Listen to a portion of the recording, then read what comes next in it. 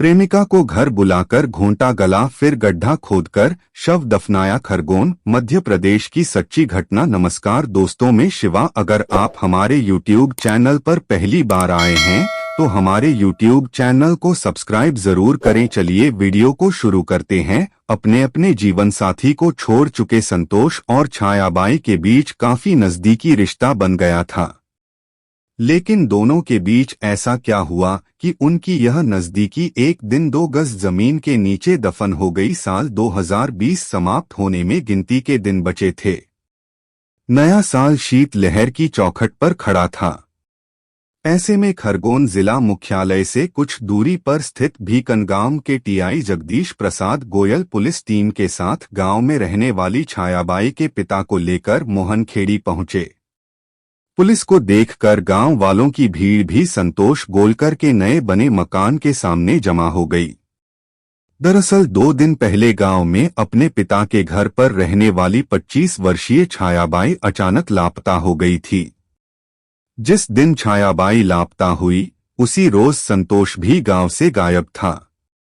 दोनों का पेरम प्रंसक पूरे गांव के लोगों की जुबान पर था, इसलिए गांव वालों का मानना था कि संतोष ही छायाबाई को लेकर भाग गया। लेकिन छायाबाई के पिता को शक था कि उसकी बेटी को संतोष ने अपने नए मकान में छिपा रखा है। इसी बात की जांच करने के लिए पुलिस मोहनखेड़ी आई थी। छायाबाई हुई लापता। संतोष के मकान में ताला पड़ा था।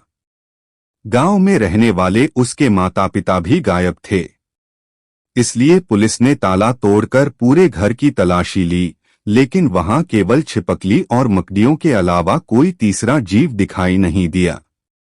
इसलिए पुलिस टीम वापस लौट आई। गांव वाले तो पहले ही मान चुके थे कि छायाबाई संतोष के साथ कहीं भाग गई है। अब पुलिस ने भी ऐसा ही मान लिया, लेकिन ऐसा मानने वालों के बीच केवल छायाबाई का परिवार ही ऐसा था जो इस बात को मानने को राजी नहीं हो रहा था। इसलिए उनके बार बार कहने पर संतोष के मकान में एक कमरे के फर्श की खुदाई भी करके देखी गई, लेकिन कुछ हाथ नहीं आया। धीरे धीरे गांव के लोग छायाबाई और संतोष को भूलने लगे और अपने कामों में जुट गए थे। लेकिन छायाबाई के पिता लगातार बेटी की खोज में लगे हुए थे। कोई महीने भर बाद संतोष के बंद पड़े मकान से आने वाली अजीब सी बदबू से लोग परेशान होने लगे। पहले तो लोगों ने इस पर ध्यान नहीं दिया, लेकिन बदबू लगातार बढ़ने से पड़ोसियों का ध्यान संतोष के बंद मकान पर गया, जहां से यह बदबू आ रही थी। इस बात की खबर छायाबाई के पिता को लगी तो वह दौड़े दौड़े अपने समाज के नेता के पास पहुंचे और उन्हें सारी बात बताई। वह नेता छायाबाई के पिता को खंडवा एसपी के पास ले गया और एसपी को सारी कहानी से अवगत कराया। संतोष छायाबाई के लापता होने के मामले में संदिग्ध तो था ही, इसलिए उसके मकान से आने वाली बदबू की जानकारी को खंडवा एसपी शैलेंद्र सिंह चौहान ने गंभीरता से लिया। उनके निर्देश पर एएसपी ग्रामीण जितेंद्र पंवार ने अपने आदेश पर एसडीपीओ प्रवीण कुमार उइके के नेतृत्व में एक पुलिस टीम प्रशासनिक अधिकारियों के साथ 27 जनवरी 2021 को एक बार फिर मोहनखेड़ी पहुंची। संतोष गोलकर का मकान खोलते ही बदबू का तेज झोंका आने से पुलिस समझ गई कि यह मांस सड़ने की बदबू है, इसलिए पूरे मकान की बारीकी से जांच की गई। जिससे पता चला कि तीसरे कमरे के फर्श में ताजा सीमेंट लगाया गया है। इसलिए शक के आधार पर पुलिस ने उस जगह की खुदाई करवाई तो 1.5 फुट नीचे एक कान की बाली और लगभग 2.5 फुट नीचे एक लेडीज चप्पल मिली, जिनके बारे में बताया कि ये दोनों ही चीजें छायाबाई की हैं। सड़ागला मिला शव। खुदाई की गहराई बढ़ने के साथ बदबू भी बढ़ती जा रही थी। वास्तव में पुलिस का शक उस समय सही साबित हुआ जब कोई 4 फुट की गहराई पर छायाबाई का सड़ागला शव बरामद हो गया। इसके बाद जांच के लिए एफएसएल अधिकारी सुनील मकवाना भी पहुंच गए। जांच के बाद उन्होंने शव को लगभग 1 महीने पुराना बताया। जिसके बाद उसे पोस्टमार्टम के लिए भेज दिया गया।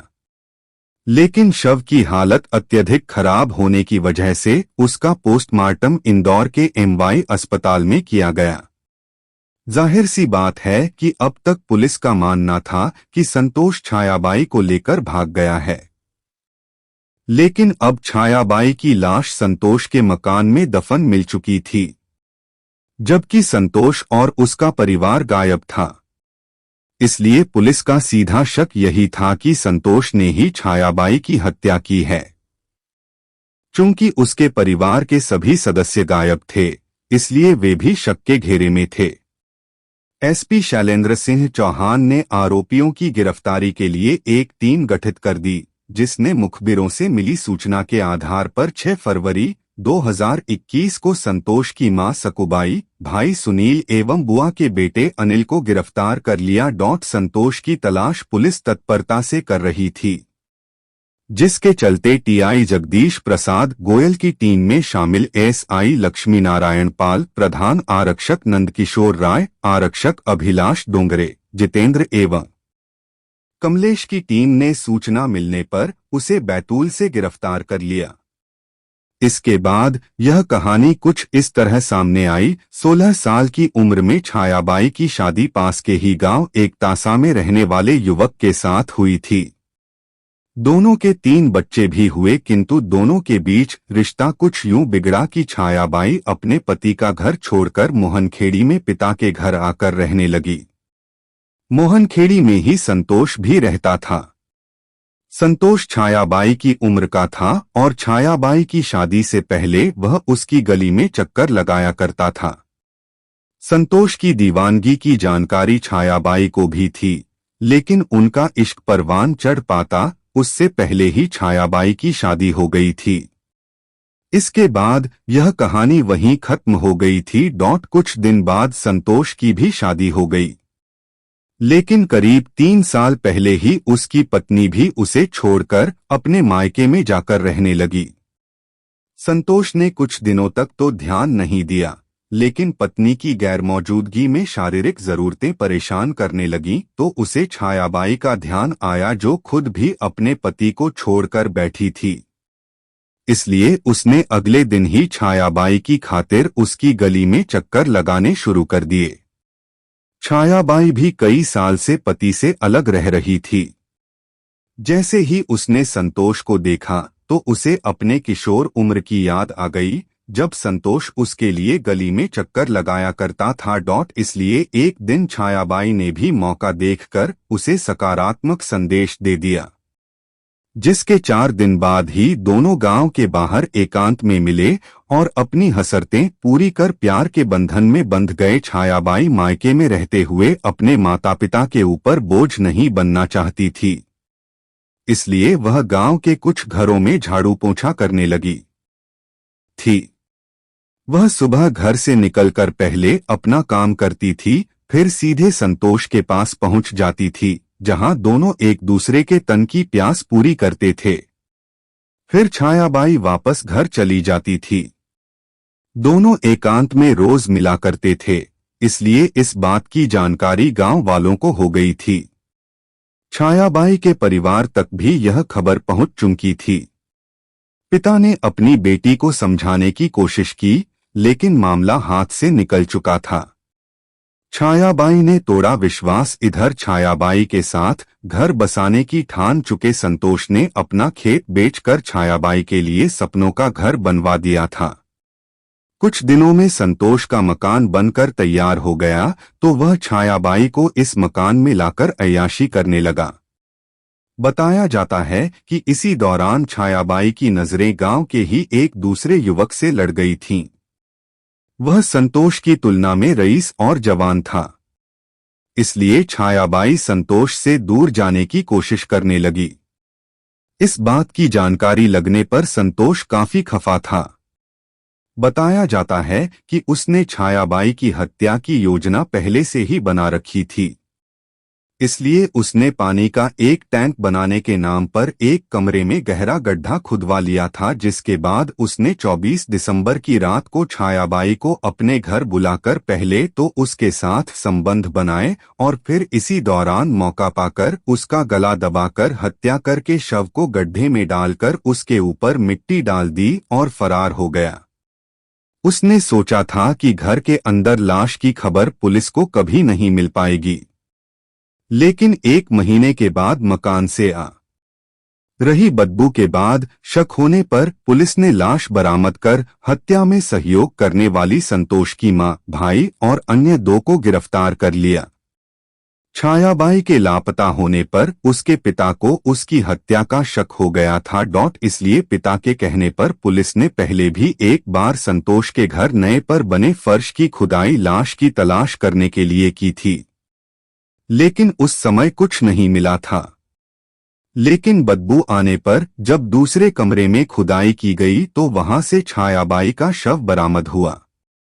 गिरफ्तार किए मुख्य आरोपी संतोष के भाई ने बताया कि छायाबाई की हत्या कर लाश को गड्ढे में दबाने वाली बात संतोष ने सुबह घर आकर बताई थी। इसके बाद वह घर से भाग गया था। संतोष के भाग जाने के बाद घर वालों ने पुलिस से बचने के लिए खुदाई वाली जगह पर फर्श बनवा दिया और घर का ताला लगाकर फरार हो गए। हिंदी रही बदबू के बाद शक होने पर पुलिस ने लाश बरामद कर हत्या में सहयोग करने वाली संतोष की मां, भाई और अन्य 2 को गिरफ्तार कर लिया। छायाबाई के लापता होने पर उसके पिता को उसकी हत्या का शक हो गया था। इसलिए पिता के कहने पर पुलिस ने पहले भी एक बार संतोष के घर नए पर बने फर्श की खुदाई लाश की तलाश करने के लिए की थी, लेकिन उस समय कुछ नहीं मिला था। लेकिन बदबू आने पर जब दूसरे कमरे में खुदाई की गई तो वहां से छायाबाई का शव बरामद हुआ। गिरफ्तार किए मुख्य आरोपी संतोष के भाई ने बताया कि छायाबाई की हत्या कर लाश को गड्ढे में दबाने वाली बात संतोष ने सुबह घर आकर बताई थी। इसके बाद वह घर से भाग गया था। संतोष के भाग जाने के बाद घर वालों ने पुलिस से बचने के लिए खुदाई वाली जगह पर फर्श बनवा दिया और घर का ताला लगाकर फरार हो गए। Hindi love story in short. Police ने सभी आरोपियों से पूछताछ के बाद उन्हें कोर्ट में पेश कर जेल भेज दिया। प्यार को कायदों से बांधोगे तो अति होगी। रामपुर उत्तर प्रदेश की सच्ची घटना। गुलफशाह ने अपने निकाह से पहले ही प्रेमी संग मिलकर साजिश रची और मंगेतर निहाल को भरोसे में लेकर उसके साथ वही किया जो पिछले दिनों सोनम ने हनीमून के दरमियान अपने पति के साथ किया था। पढ़े इस कहानी में क्या प्रेम खून मांगता है। गुलफशाह की शादी महीनों पहले तय हो गई थी, जबकि वह गांव के ही सद्दाम से मोहब्बत करती थी। सद्दाम भी उससे बेइंतहा मोहब्बत करता था। दोनों के परिवार गांव समाज और परिवार के कायदे कानून में बंधे थे, लेकिन उन 2 प्रेमियों का दिल आजाद होकर भी अपने अपने परिवार के संस्कारों जुड़ा था। जैसे जैसे विवाह की तारीख 15 जून नजदीक आ रही थी, वैसे वैसे सद्दाम की बेचैनी बढ़ती जा रही थी। यही हाल गुलफशाह का भी था। सद्दाम तो अपनी बेचैनी और मोहब्बत की दास्तां दोस्तों से शेयर कर लेता था, लेकिन गुल की तमाम प्यार मोहब्बत की बातें सिसकियां बनकर चारदीवारी से टकराती रहती थीं। सिर्फ एकमात्र सहारा मोबाइल का व्हाट्सएप था। मन बहलाने के लिए मनोरंजक रील्स, फिल्मों के शॉर्ट वीडियो और छिटपुट खबरें थीं। पिछले दिनों सोनम और राजा रघुवंशी की खबरों से इंटरनेट मीडिया अटा पड़ा था। बार बार गुल के दिमाग पर वह घटना चोट पर चोट किए जा रहा था। गुल परेशान हो गई थी। कभी सोनम के बारे में सोचने लगती तो कभी उसके गरीब प्रेमी के बारे में। जब नतीजे पर पहुंचती तब उसके दिमाग में सद्दाम का चेहरा घूमने लगता। उसने महसूस किया कि शायद सोनम भी उसकी तरह मजबूर रही होगी। उसके बारे में सोचते सोचते जब दिमाग खाली हो जाता तब खुद के बारे में सोचने लगती। ख्याल आता क्यों न वह अपनी लव स्टोरी को कायम रखने के लिए निकाह से पहले ही कोई तरीका अपनाए। अगले पल ही मन में सवाल आता, कौन सा तरीका। सोनम वाला। नहीं नहीं, वैसा नहीं कर सकती। तो फिर क्या किया जाए? कुछ ऐसी ही उलझुल की उधेड़बुन में खोई थी। निकाह के सिर्फ 2 दिन बचे थे। अपने कमरे में दीवार की तरफ टकटकी लगाए हुए थी। उस वक्त कमरे में और कोई नहीं था। सामने अलमारी के बगल में मोबाइल चार्ज में लगा था। अचानक उसका स्क्रीन चमक उठा। छोटी सी कुछ सेकंड का कॉल रिंग बजी। मोबाइल हाथ में लेकर देखने लगी। उसके मंगेतर निहाल का फोन था। वह चिढ़ गई, निकाह हुआ नहीं और अभी से ही बेचैन है। वह मोबाइल फिर से चार्ज के लिए लगाने ही वाली थी कि फिर से कॉल रिंग बजी। इस बार जो नंबर उभरा उसे देखकर गुल की आंखों में चमक आ गई। चेहरा खिल उठा। कॉल उसके प्रेमी सद्दाम की थी, जिसे उसने सलमान के नाम से सेव कर रखा था। उसने तुरंत कॉल रिसीव करते हुए कहा, हाँ बोलो। अब क्या बोलना बचा है? तुमने मेरा व्हाट्सएप नहीं देखा? सद्दाम ने कहा। हाँ देखा, सलमान खान का फोटो है। क्यों भेजा? समझी नहीं। गुल बोली, तुम नहीं मिली तो मेरी भी उसी जैसी हालत होगी। सद्दाम बोला, ऐसा क्या? मेरे बिना कुंवारे बैठे रहोगे? गुल हैरानी के साथ बोली, तुम मेरे बिना रह पाओगी? उस बावर्ची के साथ सद्दाम ने चुटकी ली।